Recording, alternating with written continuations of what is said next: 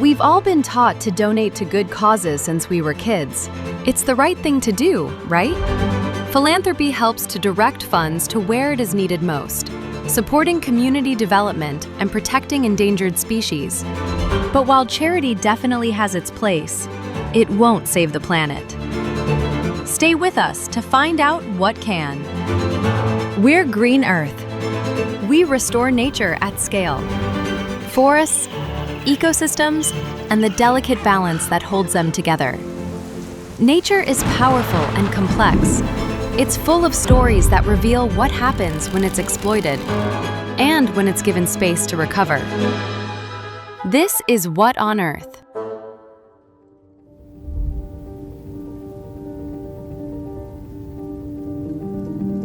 My name is Kaya, and today on What on Earth, we'll be talking about what it really takes to restore nature at scale. Now, don't get me wrong, charity is wonderful. Charity feeds people, educates children, and funds conservation heroes working in impossible conditions. But the truth is that charity alone cannot keep up with the damage we're doing to the planet. Not because people don't care, not because charities don't work hard enough, but because the problem is huge. This isn't about giving up on good causes. It's about understanding the magnitude of the challenge we're facing, why good intentions alone aren't enough, and what actually does work when it comes to restoring nature, protecting food systems, and giving the planet a fighting chance. Because if we want forests to grow back, land to recover, and ecosystems to thrive, we're going to need more than donations. So, what on earth does that look like? Let's zoom out for a second. Every year, the world loses around 10 million hectares of forest. That's roughly the size of Portugal. Every single year. Forests are cleared for food production, timber, mining, and fuel, often because people don't have better options. And when forests disappear, so does everything they support: wildlife, water cycles, soil health, and climate stability. More than 1 million species are now at risk of extinction, and over 40% of the world's land is already degraded.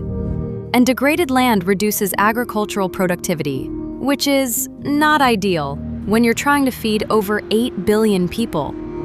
So yes, we can and should donate, but even the most generous donations are like bringing a water bottle to a wildfire.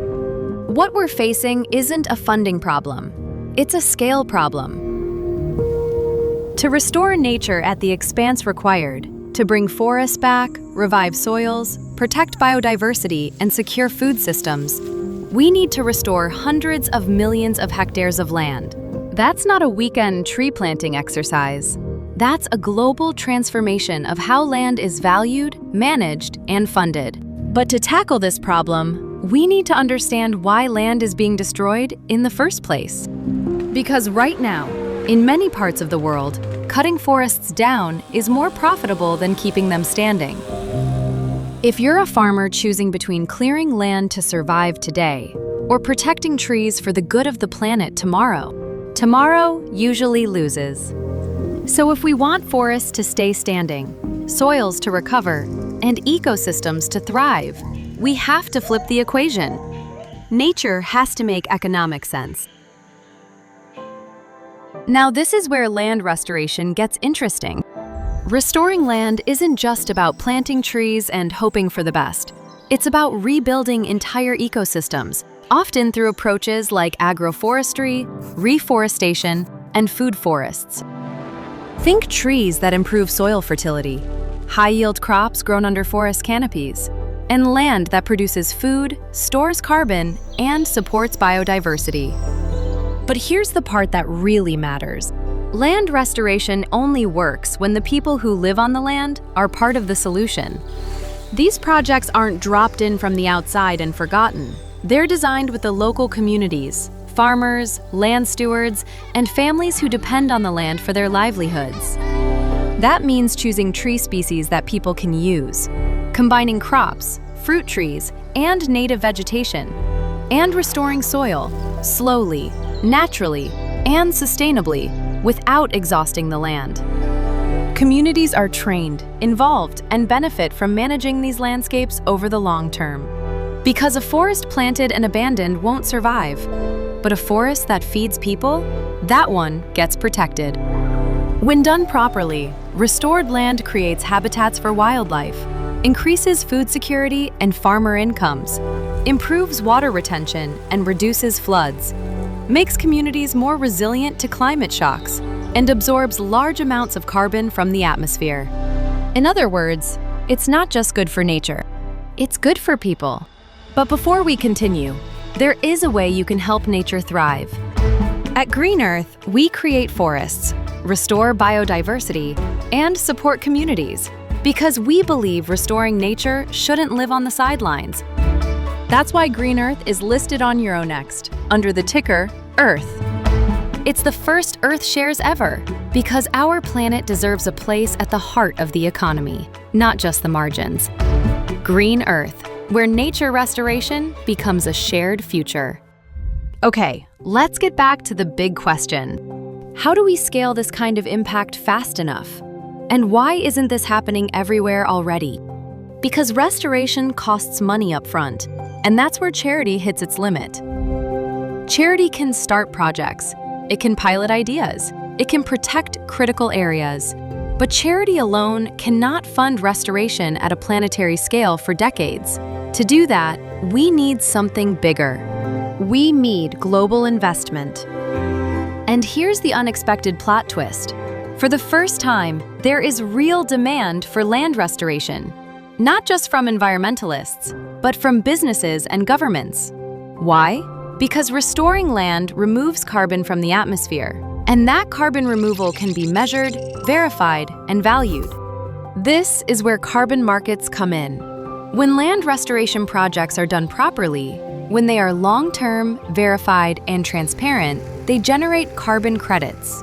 These credits represent real, measurable, positive climate impacts. Companies buy them to take responsibility for emissions they can't yet eliminate, and governments use them to meet climate goals. They form a vital part of the world's transition to net zero. And suddenly, keeping forests standing becomes profitable. Restoring degraded land becomes a livelihood. And nature becomes an asset worth protecting. Not because it's trendy, not because it looks good on a label, but because the numbers finally make sense. This is the shift that changes everything. When businesses invest in land restoration, they're not donating, they're funding real outcomes. They're enabling projects that pay farmers to restore land, protect forests for decades, not photo ops, support communities long after the ribbon-cutting ceremony, and deliver climate, nature, and social benefits all at once.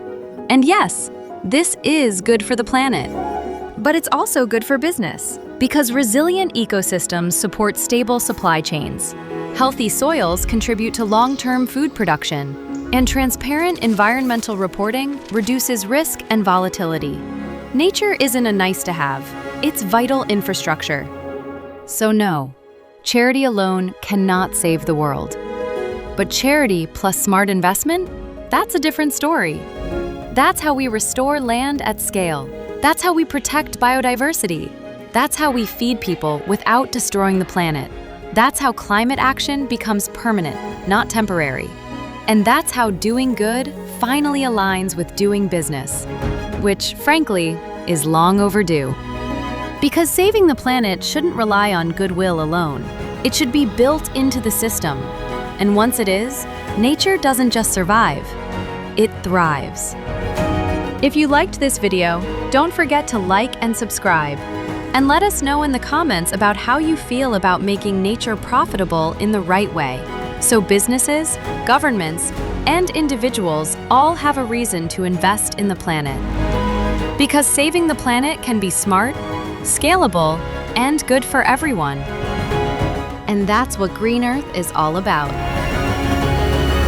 This is What on Earth? The Planet Explained.